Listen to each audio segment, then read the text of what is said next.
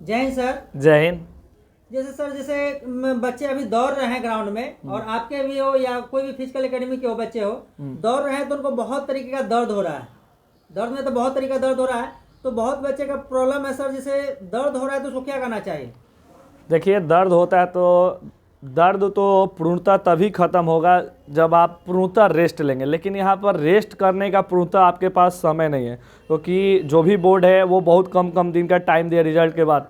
तो आप तो रेस्ट बिल्कुल नहीं ले सकते, यानी आपको किसी भी प्रकार कार्य को करना होगा। देखिए, दर्द से राहत पाया जा सकता है, यानी आप ग्राउंड जब जाएं तो कुछ ऐसे मेडिसिन है जिसका उपयोग करके आप राहत पा सकते हैं। हालांकि फिर वर्कआउट करेंगे तो वो दर्द आपको होंगे, लेकिन आप चाहते हैं कि पूर्णतः ये दर्द खत्म हो जाए तो नहीं हो सकता। ये संभव ही नहीं है कि पूर्णतः दर्द खत्म है। पूर्णतः दर्द खत्म तभी होगा जब आप दौड़ से विदा ले लेंगे, यानी पूर्णतः ग्राउंड छोड़ देंगे तभी दर्द होगा। लेकिन मैं एक बात बोलना चाहूँगा कि जहाँ द से दौड़, द से दर्द दोनों जरूरी है। जो आदमी दौड़ता है दर्द होता ही होता है। ये दर्द कुछ नहीं है जो दर्द के बारे में आप चर्चा कर रहे हैं। कभी सोचना चाहिए इंसान को कि ये जो दर्द है ना कुछ नहीं। क्यों? क्योंकि मैं एक लाइन बोलना चाहूँगा कि हे भगवान किसी को गरीबी मत देना, हे भगवान किसी को गरीबी मत देना, गरीबी देना मगर बदनसीबी मत देना, क्योंकि तोड़ देती है हर वो रस्में जो खास होती है। साहब पराया भी अपना होता है जब पैसा पास होता है। इसलिए ये जो दर्द है ना, ये दर्द कुछ नहीं। कभी अपनी गरीबी को झांक के देखना कि वो कितना दर्द है। एक माँ कभी 2 वक्त की रोटी खा के आपको भर पेट 4 रोटी खिला के सो जाती है आधे पेटे, लेकिन किसी से कहती नहीं। वो दर्द के बारे में सोचिएगा, उस पिता के बारे में कभी सोचिएगा जब आपको दर्द करे कि ये जो 5,000, 7,000, 10,000 रुपये आपको महीना में पढ़ने के लिए देता है, वो पैसा किसी से कर्जे लेके देता है। और वो व्यक्ति जो बार बार आपके पिताजी को, आपके घर परिवार को जलील करता है, अरे तुम्हारा बाप 5,000 लिया, 10,000 लिया, या आपको नहीं पता हो लेकिन आपके पिताजी लिए हैं, तो पिताजी को उन पैसों के लिए, किसी और चीज़ों के लिए बार बार नीचा दिखाया जाता है, तो वो दर्द बहुत बड़ा है। ये दर्द तो साहब कुछ नहीं है जो आपके शरीर में ये पीड़ा हो रही है। जब हम पैदा होते हैं तो 208 हड्डियों के बराबर हमारी माँ को पीड़ा होती है बच्चा संतान को जन्म देने में। तो वो पीड़ा के आगे आपके कहीं यदि एंकल पेन है, किसी को सीन पेन है, किसी को घुटना पेन है, तो ये पेन मेरे समझ से कुछ नहीं है। यदि आपके अंदर आग हो, आपके अंदर जीद हो, कहा जाता है जब जीद जीत की हो, जब जीद जीत की हो तो घाव मायने नहीं रखते। यानी आपके अंदर जब जीद है कि हमको रेलवे ग्रुप डी में जाना है, railway group D physical qualify करना है, तो फिर ये घाव छोटे छोटे मायने नहीं रखते। साहब दर्द ही देखना है तो थोड़ी सी अपनी ही दर्द को देख लेना कि यदि आपकी सिलेक्शन यहाँ से नहीं हो पाती है और आप इतने दिनों से पढ़ रहे हैं, तो दुनिया के लोग, जो लोग तुम्हें जानते हैं, आज बहुत अच्छा कहते होंगे कि रिजल्ट आया, अरे भाई तुम्हारा तो हो जाएगा हो जाएगा। कल वहीं जब आप फिजिकल में छट के जाएंगे तो वहीं लोग वो जो दर्द देंगे वो शायद जीवन भर रहेगा। इसलिए इस दर्द के बारे में सिर्फ और सिर्फ राहत पाने की कोशिश करो। ये दर्द खत्म हो जाएंगे, लेकिन वो जो दर्द देगा बेरोजगारी, वो कभी खत्म नहीं होंगे। इस पर भी एक लाइन बोलना चाहूँगा, ये जाने जान रह के क्या करेगी, ये जाने जान रह के क्या करेगी जब वो जाने जान ना मिलेगी। यानी कहने का मतलब ये जिस्म, ये शरीर रह के ही क्या करेगा जब वो जाने जान, ये किसी लड़की, किसी क्या बात नहीं कर रहा हूँ, कोई आपकी गर्लफ्रेंड की बात नहीं कर रहा हूँ, वो जाने जान नहीं मिलेगी। यानी जो आपने एक सपना देखा है, जो आपके परिवार ने एक सपना देखा है कि मेरा बेटा, मेरा भाई ये करने वाला है, ये बनने वाला है, कुछ अच्छा करेगा, अपने परिवार की जिम्मेदारियों को, बोझ को उठाने वाला है, तो वो चीज़ अलग होता है। इसी पे मैंने ये शब्द बोला है कि ये जाने जान रह के क्या करेगी जब वो जाने जान ना मिलेगी। इसलिए इस बात को हमेशा गांठ बांध के रखना है, चाहे कितना भी दर्द क्यों ना हो, लेकिन अपनी सफलता को छीनना है। क्योंकि आप एक युवा हो, और युवा वही है जो किसी के दर पे हाथ नहीं फैलाता, किसी का आगे झोली नहीं फैलाता कि हमें भीख दे दो, ये दे दो। नहीं, युवा के अंदर वो पावर है, वो ताकत है कि किसी भी चीज़ को अपनी जब वो चाहत बनाता है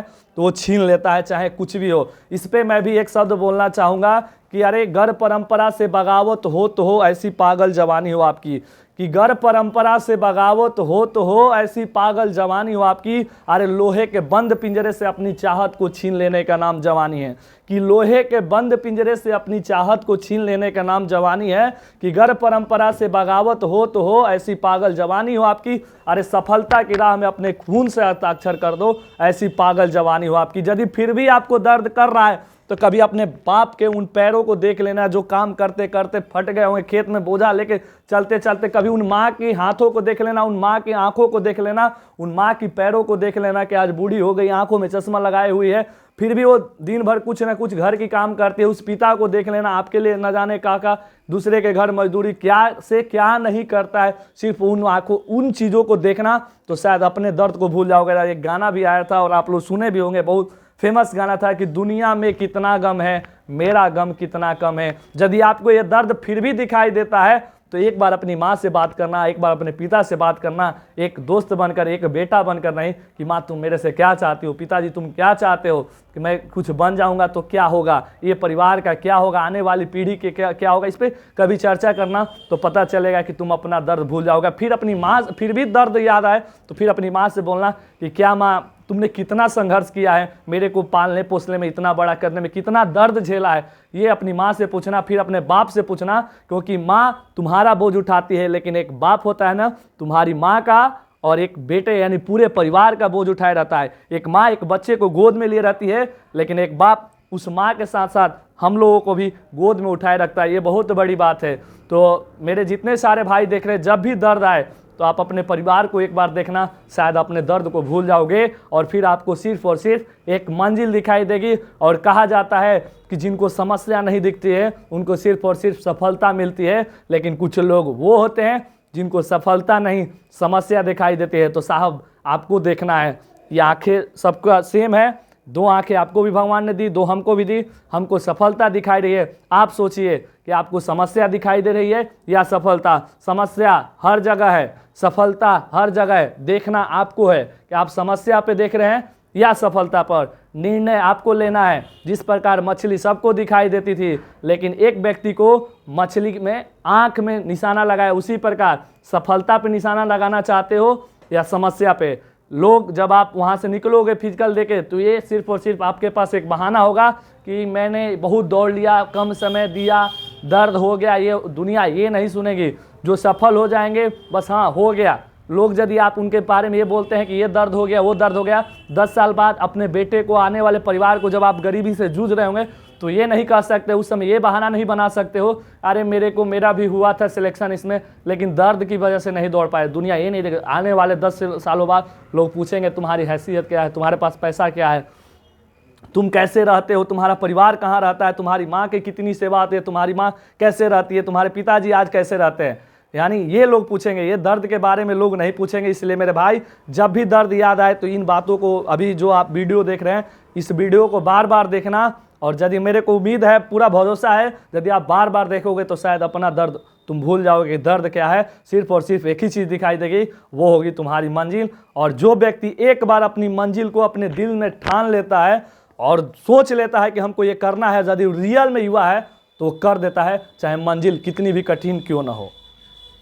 सर जैसे जिस बच्चे को एंगल पेन है तो एंकल पेन है तो उसके लिए देखिए, सबसे पहले तो मैं बता रहा हूँ, बहुत लोग गलत बता देते हैं। जैसे एंकल पेन है तो वहाँ नमक, एंकल पेन यहाँ साइड में होता है बच्चों को, यहाँ पे तो नमक या बालू से आप वहाँ पे सेक, नमक कपड़ा में लेके तावे पे से सेक सकते हैं। अब कुछ लोग का घुटना में सूजन आ जाता है, गलत कुछ लोग जानकारी है। घुटने को कभी भी किसी भी डॉक्टर से आप राय लेंगे तो कभी भी इसको गर्म पानी से नहीं सेका जाता है। इस चीज़ का गलती क्या करता है, लड़का पानी से सेक देता है, इस वजह से इसमें दिक्कत आ जाता है। अब सरसों तेल, लहसुन, उसमें जवाइन डाल के, या एक सबसे बढ़िया उपाय पतंजलि का एक पीड़ंतक तेल आता है, ये सब पकाने उकाने का भी काम नहीं है, आप नॉर्मली उसको लगाइए। अब यहाँ पे आइस का सेवन कर सकते हैं घुटने में।